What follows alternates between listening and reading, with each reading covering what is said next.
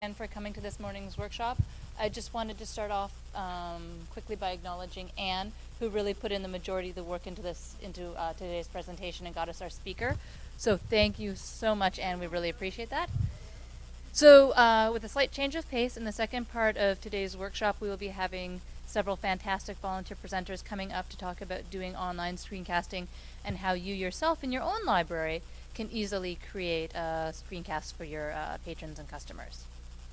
So our first presenter today is Renee Vincent. She's a master's student at San Jose State, and she's getting her master's degree in library science right now, and she's currently interning at CSUMB.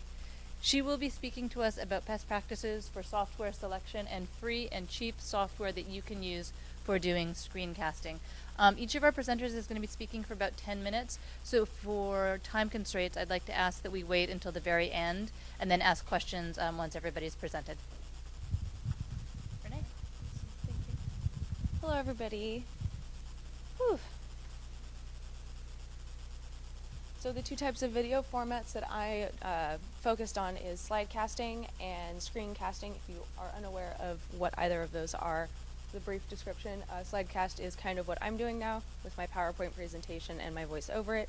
Screencasting is more of a recording of a website or a web page where you move and then record over it. So when you are selecting software, I encourage you to take advantage of the free trials that are available. I know I did for this presentation, Snagit, 15 days, it was awesome. And you should really look at the tutorials to get your basics down. They're gonna teach you a lot, and it's gonna be a lot easier for you to learn the programs. Play around with your tools and resources available to you. Not everything has what you're going to be looking for and what you need. Some of them are going to have text boxes, some of them are going to have arrows. Get a feel for it. And another thing that you should keep in mind when you're purchasing or looking to purchase is accessibility. Is this program going to be able to reach the visually and hearing impaired? Also, are you going to have to download a separate program at home to be able to view these videos? All of these things should be kept in mind while you're selecting. First one that I would like to speak to you about that I covered is Jing. Jing is free, and you can also pay $15 for the pro version. It's very easy to use. You can only really do two things with it. You can take screencasts, you can screencast, and you can do screen captures. The tools are a little bit limited. You can only edit your screen captures or your pictures, and there is no actual video editing. And the video limit is 5 minutes for the free version, and then it's extended if you do decide to pay. There are 2 export options for this particular resource. You can either import it or export it onto your computer. It will be saved as a SWT file, which is, unless you have Flash on your computer, very difficult to watch, or you can export it as a URL that you can then embed wherever you want, and it'll pop up on for you. Jing is cool because the second you download it, it can just run in the background. You can use it for screen captures whenever you want. It's this is how it looks on my computer. I own a Mac. I don't know if it's different on a PC, but it just hangs out, and you can use it for kind of anything you want. You can quit if you like, but I like to keep it up in case I see a resource or a page or something that I'd like to capture and then be able to save and share later. Snagit is the next resource that I'd like to speak to you about. It is pricey a little bit. It is $50 for single user, but there is bulk pricing available. It is also very easy and intuitive to use, and it has many more tools than Jing does. The photo editing is a little bit better and smoother. It has something called Panoramic Capture, which means that when you select an area and then you scroll either up and down or side to side, it captures the entire everything that you're going over. And I found that really wonderful if you want to make a large PDF that people can open. There is no actual video editing with the trial version, but I believe if you purchase it, there is. And then from what I could see, the big part for me was that you can actually go back after you have recorded something and dictate over it if you decide to do that. The export options for this are the PDF. When you export a screen capture, it comes out as a PDF, which is very nice. And then the videos are saved as MP4s, which are nice and high quality. You can also directly share anything from Snagit to social media. I believe Facebook and Instagram were part of that. You can also email them directly to somebody if you like. And Snagit works kind of the same way. It just runs in the background of your computer. Mine pops up as a little S at the top. And when you click on that, this is what you see. You can do all-in-one, image, video, and they have a ton of options about how and where you'd like to capture or film. So when you've decided to actually make a tutorial video, one of the biggest things that you should keep in mind is the subject matter. Do not make it too broad and cover too much information. Do little snippets and bits of information at a time. I recommend that the length of the video should also be kept in mind, because like 4 to 10 minutes is probably the longest you should go, because people aren't going to want to watch a 25 or 45-minute video about how to use a library's website. Definitely create a script and outline what you'd like to say, main points, make sure you don't forget those things, and practice, practice, practice. Videotape yourself doing it, running through it a couple of times, maybe pass it around the office, see what everybody thinks. Maybe you did forget to mention something, and that's a great way to get feedback. And then also when it comes to audio, make sure that it's not too quiet and not too loud. Get it kind of just right, and you can play around with those settings within the programs and also on your own computer. For screencasting, make sure that you know the website or log into the website that you are going to be featuring. It's really, really hard to watch somebody log into something in a tutorial video. It's kind of a waste of time. And if you decide to do a full screen or selected screen area for your video presentations, if it's full screen, make sure you only have 1 tab up and not 15 tabs, because the viewer will be able to see that and they will know then how you spend your time on the internet, which can be very embarrassing because I have definitely done that. If you have a selected area, make sure you have selected enough space, basically. Don't talk about a resource that the viewer can't see because you did not have that area highlighted. And then scrolling, I have seen too many times people scrolling through something very quickly and it just becomes blurred and you don't really know what's going on as a viewer. So scroll slowly, or if you need to get to the bottom of a page, you can always pause, go to the bottom of the page, explain what happened, and then it looks actually just cleaner and nicer for everybody. When navigating, make sure that you know where you're going. You don't want your mouse to be flying all around a website being like, where am I trying to go? Here we go. Try to make it very smooth. And when it comes to pacing, don't speed up, slow down, keep it as consistent as possible. Try to sound upbeat. Sometimes that's hard. I've done many presentations where it's 8 o'clock at night, I want to be done, but you know, make it chipper, make it interesting. Be enthusiastic about what you're talking about.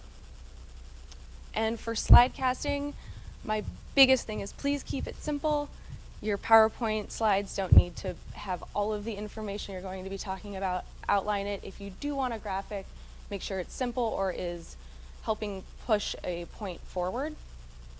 Use large font so that people who are visually impaired, or you're like me and kind of blind because I need glasses, can actually see what's going on my computer. And the quality of images can be really important. GIFs are good, .pngs are better, they're higher quality and higher resolution. This can be especially helpful if you have a chart or a graph that you are using so people can actually read the details on them and then use them later. And that is all. Thank you all so very much.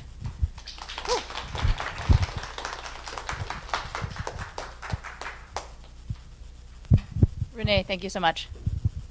Our next presenter is Diane Cowen. She has been the Virtual Services Librarian at Santa Cruz Public Library for the past 5 years, since 2011. She's managed the library's databases, social media presence, virtual reference services, and website content. These responsibilities have required her to become more active in creating online tutorials for patrons, and she will be presenting on how to quickly and easily get started using Screencast-O-Matic as soon as we switch out on our computers.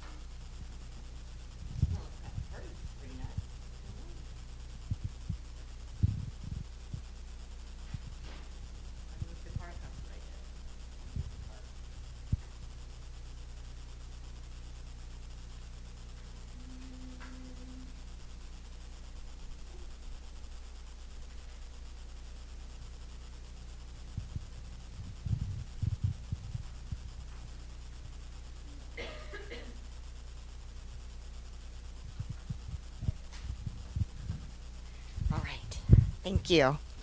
So hi, I'm Diane Cowen, and I'm the Virtual Services Librarian at the Santa Cruz Public Libraries. And I wanted to start out just asking people, how many have done video tutorials, either for the public? Oh wow, so a lot of you. That's good, okay. So now how many of you completely stressed out over doing online tutorials? Yeah, okay. So I do. And in fact, that is pretty much exactly what I look like when I'm trying to get together a tutorial. And especially when I was using Camtasia. Camtasia was just really, really too powerful for my tiny brain, and I couldn't figure out how to use it. And, you know, it was really a barrier for me to get it done. But then I thought about, you know, well, why? You know, I really need to do this anyways. And the reason is because that's also what our patrons look like. You know, whenever they're trying to just do something really, really simple and they know that they should be able to, you know, it's really frustrating for them. And then it's also really frustrating for our staff when they have to explain things over and over and over again. So for those of you who either have done them or not done them, I'm kind of curious, what are some of the barriers that you feel like you have to doing the screencasting?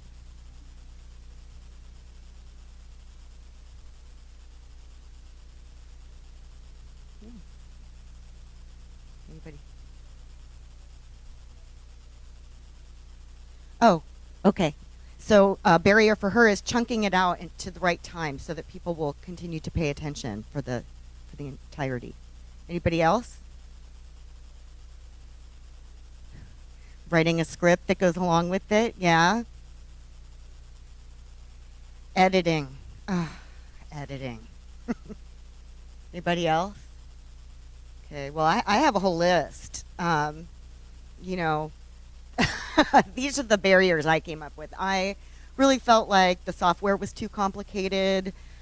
Taking the time to prepare was just maddening, and then editing, again, takes such a long time. I hate the sound of my own voice. You know, I'm not going to watch this video because I don't want to hear it. You know, the interfaces change so often. Some people don't know the material. They feel, you know, like, oh, I can't do that screencast.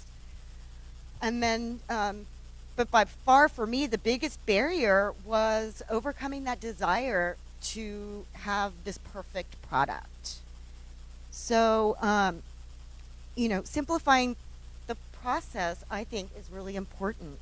You know, perfection is the death of progress, is what they say. But, you know, I finally realized that I'm not doing a webinar or a conference or a presentation at Mobac. Patrons just want a really quick way to get to the help that they need. They don't need an Oscar award-winning video. Has anybody ever heard the concept of Getmo? Getmo, Getmo. Good enough to move on. So once I really embraced the concept of Getmo and found a product that was really easy to use and cut down on a lot of those barriers that I felt I had before, I was able to kind of jump in and really do some screencasting. And how I got started was with something I call disposable videos. And these kind of came about with a lot of those times when I'm answering questions that are, you know, just over and over again, or trying to type out some really long explanation that you know somebody needs a visual example of. And particularly when doing virtual reference, this is how this came about. I found it so much easier to just turn on Screencast-O-Matic and do a disposable video that, you know, in 2 minutes they had something that could help them, you know, move forward in whatever process they were doing. So, yeah, so I did things like how to narrow your search results. I just popped it open, did a video, bam, there you go. Yeah, so those are just some examples up there on the slide. Oh, so then I thought I might show you, here's an example of one of those. Somebody couldn't find Discover and Go on our website. So, oh.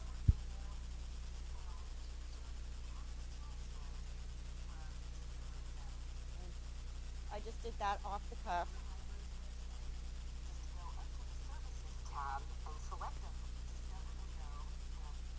I'm not going to make you listen to it because I can't stand the sound of my voice. But, you know, that's something, I ran through it 2 or 3 times, and I was able to just come up with that. I thought that this might be a little bit, I thought this would be useful for other people as well, so I ended up uploading this to our YouTube page. But a lot of these videos that I've created had never made it to our YouTube page. They're really just there in our Screencast-O-Matic account to just be available for really quick things, quick needs. So now I thought I'd show you guys our how-to playlist on YouTube. I know I'm supposed to be getting to Screencast-O-Matic. I feel like the time is clinching now. And, oh, that's right, I have to escape. Here we go. So this is our library how-to. Oh no, you can't see that because I have not escaped presentation mode.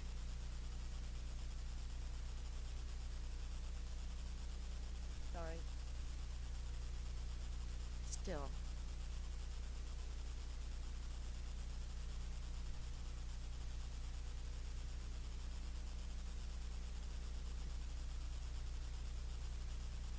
So much for knowing what I'm doing.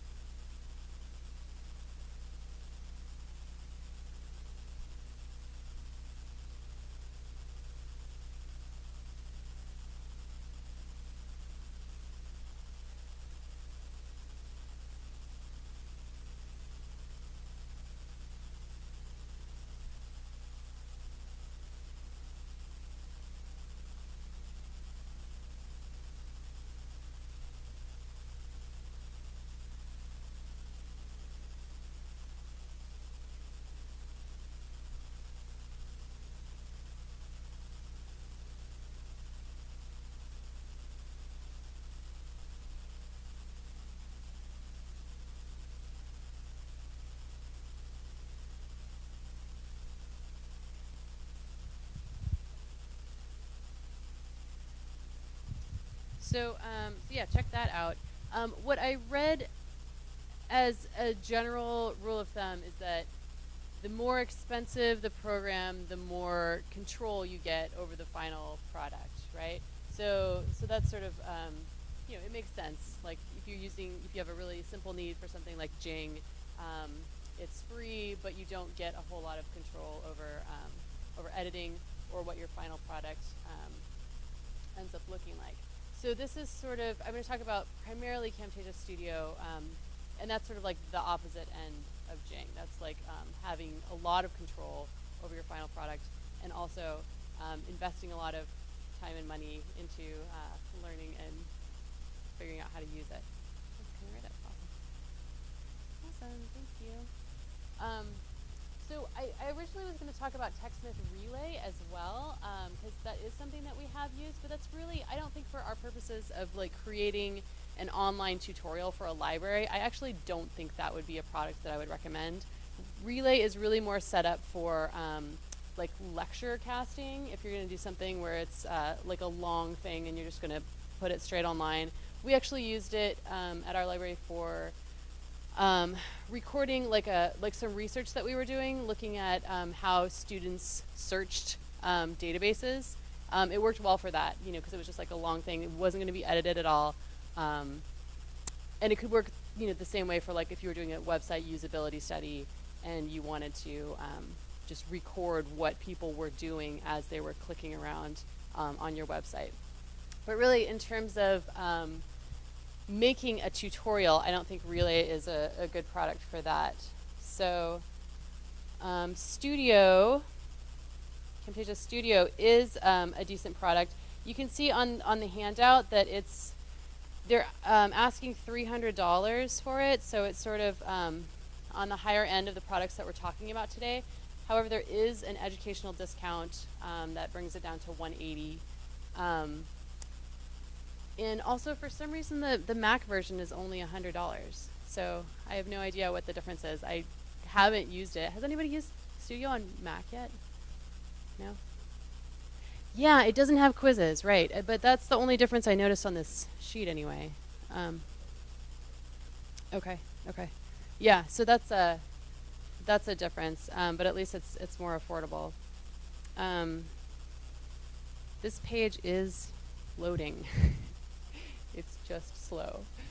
So the thing about Studio, in addition to the price, is that there's a serious learning curve that in terms of figuring it out, because you do have really extensive editing capabilities. You end up with, like, for example, your video timeline separate from your audio timeline, so you could edit one or the other and not have to, like, you know, cut both. You can jump into the middle of your video and cut out parts. You can insert parts that are separate. You can use a lot of what I'm hoping to show you on this video. Like, you can insert images, you can insert other videos, and you can do a lot of like the zooming in to your website. That's probably my favorite part, because sometimes it's hard to watch when you have this zoomed out screen of a website. And you just have a tiny little cursor that's moving around, clicking on things. It can be hard for the viewer to follow along sometimes.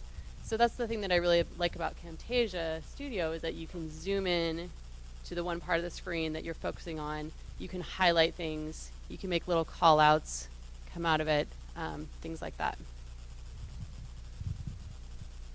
That's right, yeah, so let me talk about why that's up.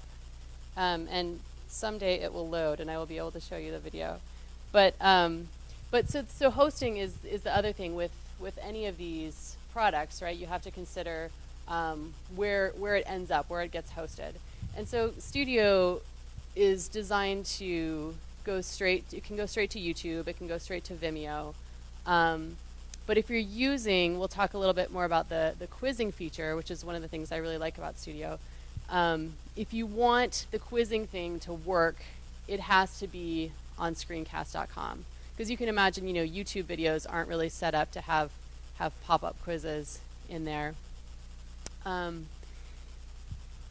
So screencast.com, you can create a free account and they will host your videos, but it's rather limited. you can only have a certain amount of storage, so a certain amount of, like maybe 2 gigabytes of storage of videos, and then this looks promising. And then also there's a certain limit on the bandwidth as well. So that's what we ran into first before the storage when we started putting some videos up there. We're creating videos for students to watch as part of a class primarily. That's what I've done. And so once you get all 30 students watching those videos, we very quickly hit our bandwidth limits, and that meant that we had to upgrade to a paid account, which for Screencast was either $10 a month or if you wanted to do a year at a time, $100 a year.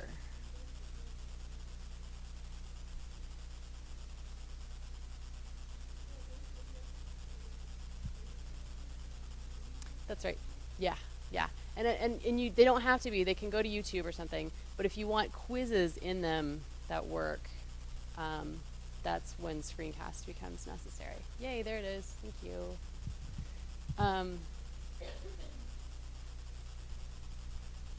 So I thought that a good way to just like show you some of the different features of Studio would be to just show you a piece of this video that I created a while back.